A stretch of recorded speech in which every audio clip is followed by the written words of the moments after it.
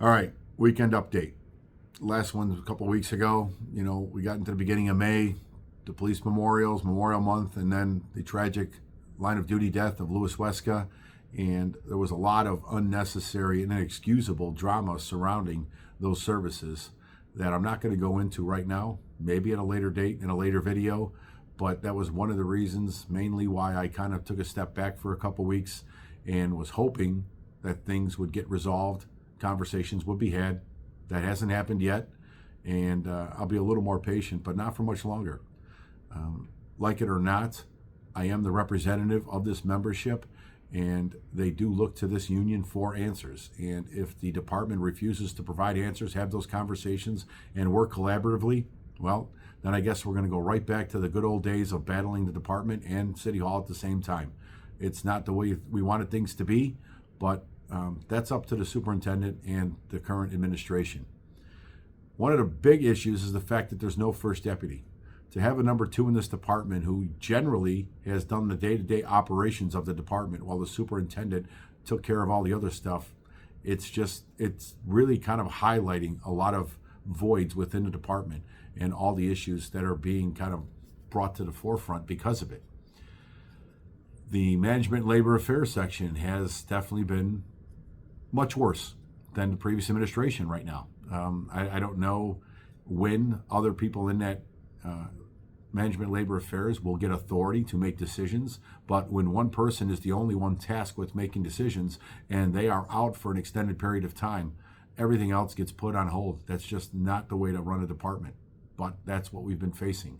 And then you have, the chief of patrol who arbitrarily, even though admits that 10-hour days for central bikes is something that needs to be negotiated, turns around and enacts it again anyway.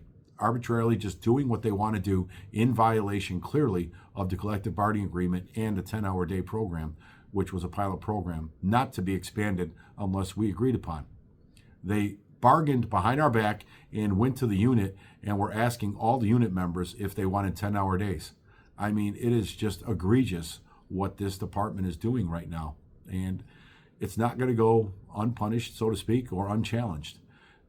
That's why we'll be in arbitration for the $2,500 bonus for the PPOs, for the automatic healthcare increase that kicked in January of this year, when they had an obligation to bargain that also. The list goes on and on and on.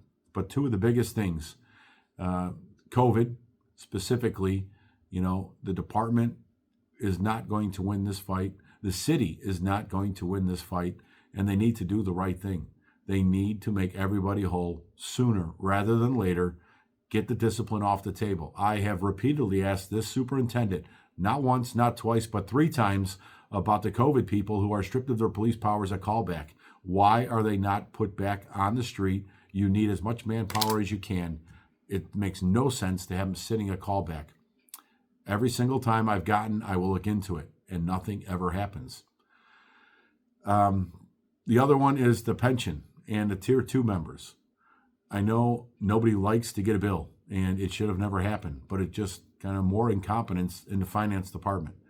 A little bit responsibility here with the pension fund, too, that they didn't catch it sooner and resolve it sooner, or at least bring it to everybody's attention, but they did not. We were digging around. I didn't want to address this topic until I kind of had a better picture of everything and how it happened and how we got here and what our options are going forward. So I will just say this.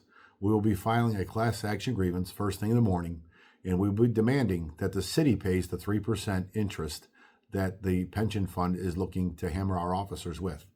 But that decision falls squarely on the pension fund board of directors and its president, Mike Stezak. He's been an extreme disappointment in that position, and here's another example of where they think they can just pass the buck on to the members and not challenge the city, which is what they should have done. Now, as for I understand everybody paid taxes on this money that they were looking when you were given it in 2022.